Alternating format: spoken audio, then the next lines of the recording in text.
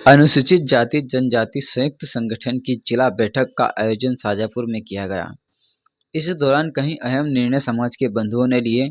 समाज के उत्थान के लिए अनुसूचित जाति जनजाति संयुक्त संघ ने बाबा साहब भीमराव अंबेडकर के नाम से एक ट्रस्ट का निर्माण करने की बात बैठक में की है। इसी के साथ और भी कई निर्णय इस बैठक में लिए गए हैं, जिसमें समाज अग्रसर होकर संगठन के कार्यकर्ताओं ने मीडिया से बात करते हुए बताया है कि समाज के उत्थान के लिए बाबा साहब भीमराव अंबेडकर के नाम से एक ट्रस्ट बनाया गया है। ट्रस्ट के माध्यम से सामाजिक लोगों की मदद की जाएगी। वहीं उन्होंने बताया कि बैठक में सैकड़ों अधिकारी, कर्मचारी, राजनीतिक, धार्मिक एवं सामाजिक लोग एकत्रित हुए थे, जिनकी सहमति से यह निर्णय लिया गया है। साथ ही उन्होंने और भी कई निर्णयों के बारे में बताया है, जिसमें समाज अग्रसर होकर समाज के उत्थान के बारे में समिति निर्णय करेगी। वहीं उन्होंने बताया है कि अगली बैठक में निर्णय लिया जाएगा कि ट्रस्ट के में क्या कार्य किए जाएं।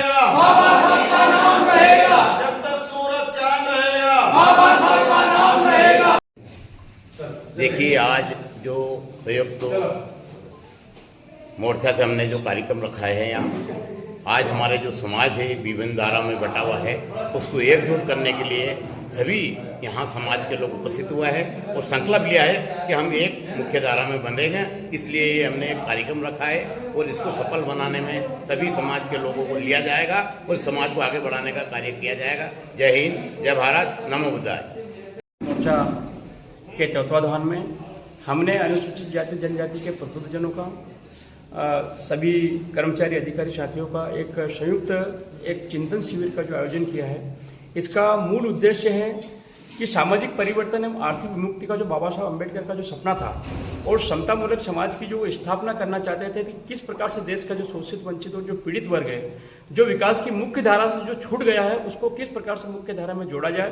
तो उसका जो मूल मंत्र है, बाबा साहब खुद कहते थे कि शिक्षा वह शेरनी का दूध है, जो पिएगा वो दहाड़ेगा। तो निश्चित ही जो शेरनी का दूध ये अंतिम पंक्ति के व्यक्ति को कैसे मिले, इसके लिए हम बाबा साहब डॉक्टर भीमराव अंबेडकर जन शिक्षण संस्थान के नाम से एक ट्रस्ट का गठन करके, और जो हमारे वर्ग के अनुसूचित जाति और अनुसूचित जाति वर्ग के जो ऐसे बच्चे हैं जो अपनी बड़ी मोटी फीस देकर, जिस प्रकार से कोटा में एजुकेशन कॉम्पिटिटिव एग्जाम के लिए होता है, जयपुर में होता है, इंदौर में होता है, दिल्ली में होता है, बॉम्बे में होता है, जितने मल्टी शहरों में होता है, वहाँ हमारे अंतिम पंक्ति का व्यक्ति अपनी आर्थिक स्थिति के कारण ना अपने बच्चों को नहीं पढ़ा पाते हैं। तो इस प्रकार का बाबा साहब डॉक्टर भीमराव अम्बेडकर जन शिक्षण संस्थान के माध्यम से एक ट्रस्ट गठन करके, और बच्चों को चाहे वो नीट कॉम्पिटिशन हो, IIT की कॉम्पिटिशन हो, SC की हो, SSC की हो, PSC की हो, या ज्ञानोदय, नवोदय और श्रमोदय में जाने के लिए जिस प्रकार जो हमारे ड्रामा के जो साथी कर रहे हैं, हम इस प्रकार का कोचिंग सेंटर खोलेंगे। क्योंकि सरकार के जो विद्यालय है, सरकार अपनी तरफ से पूरी कोशिश करे, लेकिन हमारे वर्ग के लोगों को जानकारी नहीं होने के कारण और उनको सही मार्गदर्शन मिलने के नहीं कारण से वो इन चीज़ों से वंचित हो जाते हैं, वहाँ पर प्रवेश नहीं पाते हैं।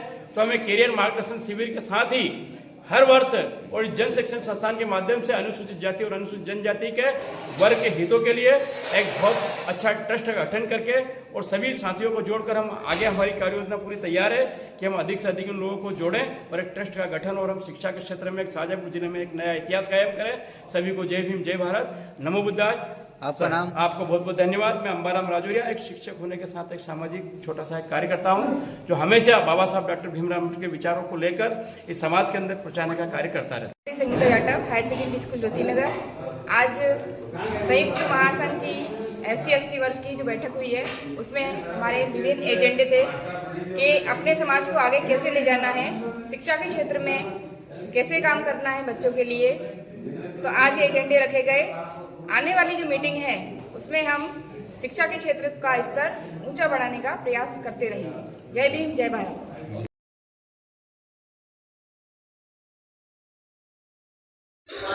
बड़ी दुर्घटनाओं को देखते हुए केंद्र सरकार द्वारा एक नया कानून लागू किया गया है। इसी कानून का विरोध करते हुए ट्रक ड्राइवर तो पहले से ही हड़ताल पर बैठे हुए हैं।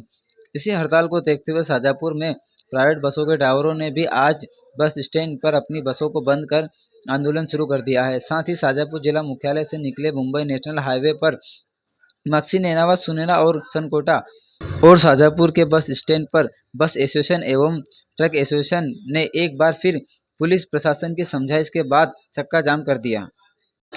जिससे सड़क के दोनों ओर कई किलोमीटर तक जाम की स्थिति बन गई। सूचना मिलते ही अतिरिक्त पुलिस अधीक्षक सहित भारी पुलिस बल मौका स्थल पर पहुंचे और लोगों को समझाने का प्रयास किया। जब कोई नहीं समझे तो पुलिस ने हल्का बल प्रयोग कर नेशनल हाईवे से ट्रक ड्राइवरों को हटाया। इस दौरान पुलिस बल और ट्रक ड्राइवरों के बीच काफी खींचतान भी हुई। इस दौरान कहीं यात्री भी परेशान नजर आए जो कि बस में सफर कर रहे थे। यात्रियों ने भी बस संगठन से गुहार लगाई कि उन्हें व्यवस्थित घर पहुंचा दिया जाए। वहीं ट्रक ड्राइवरों ने मीडिया से बात करते हुए बताया कि अगर हमारे पास इतने पैसे होते तो हम ट्रक थोड़ी ना चलाते और शासन को अपनी निर्णय बदलने के लिए कई लोग सड़कों पर लेट गए और अपना विरोध प्रदर्शन जारी रखा। इसके बाद पुलिस प्रशासन ने सख्ती दिखाते हुए ड्राइवरों को रोड से एक तरफ किया।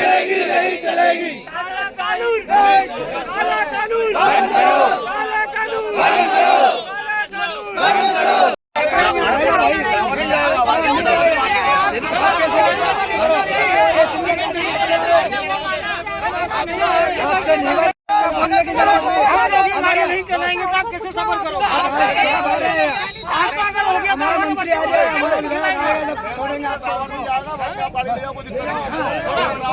अरे अब हम तो 15 दिन से बाहर थे, हमको नहीं पता था कि इधर हड़ताल है। तो हम वहीं रुक जाते 3-4 दिन, जितने दिन की हड़ताल रहती। पता नहीं, हम बस यहाँ रोक ली। छोटे छोटे बच्चे हमारे साथ, खाने की परेशानी। कहाँ गए थे घूमने? हम मथुरा, वृंदावन, हरिद्वार। कहाँ से गए थे? इंदौर से, MP से। तो इंदौर ही जा रहे हैं आप? इंदौर ही जा रहे हैं MP। क्या नाम है आपका? आरती वर्मा।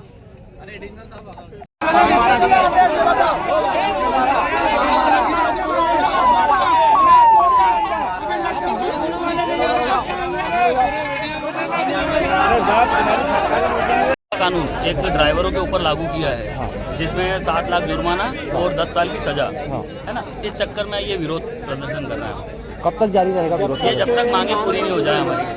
जब तक अधिकारी आए आश्वासन दे रहे हैं, क्या आश्वासन दे रहे हैं? वो कलेक्टर साहब को आवेदन देने का बोल रहे हैं। बोले हम साथ में चलते हैं, आप आवेदन दे दो, है ना। हम ऊपर जो भी है आपकी कहानी पहुंचाएंगे, उसके बाद जो भी निराकरण होगा वो हम बताएंगे। आपने पहले भी आवेदन दिया था? कल हमने ज्ञापन दिया था, है ना।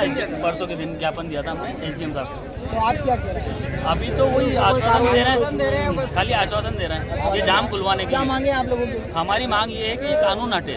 अगर ड्राइवर के पास 7 लाख रुपए होते तो ड्राइवरी क्यों करता वो? ये मांगे नहीं हटी तो नहीं हटी तो वापस से करेंगे। आपका नाम? कमल मालविया।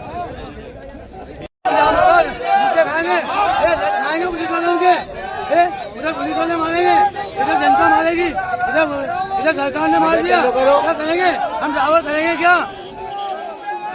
ड्राइवर करेंगे क्या? 7 लाख रुपए से गाड़ी चलाए लुट जाते हम। 10 साल की सजा भुगतते हमारे घर रहते हैं हम। उसको पाइप मारा? आंदोलन कर रहे हैं हम, हमारे हक की लड़ाई लड़ रहे हैं हम। पुलिस वाले पाइप मारेंगे क्या यहाँ? क्या नाम है आपका? मेहरबान। रोज सब जगह वाहन चालकों द्वारा किया जा रहा है। शाहजहाँपुर में किस प्रकार की स्थिति है? 2-3 जगह हाईवे जाम की स्थिति की जानकारी लगी थी। जो कानून आज से प्रभावशील हुआ है, इसके संबंध में शाहजहाँपुर में भी ड्राइवर्स द्वारा आज से 2 दिन पहले भी ज्ञापन दिया गया और आज भी लगभग 2 से 3 स्थानों पर जो हमें जानकारी है उसको उन्होंने मार्ग को बाधित करने का प्रयास किया। इसमें प्रशासन का सभी से यही कहना था कि किसी भी चीज़ का विरोध करना एक उनका अधिकार हो सकता है, लेकिन किसी भी मार्ग को बाधित करना ये उचित नहीं है। और तमाम लोग निजी वाहनों से भी जा रहे होते हैं, चिकित्सा के संबंधित गाड़ियाँ भी जा रही होती हैं, वो विरोध करें, लेकिन मार्ग कहीं भी बाधित करने की न तो अनुमति दी जा सकती है। और यही समझाइश देने के बाद उन्होंने फिर ज्ञापन दिया है।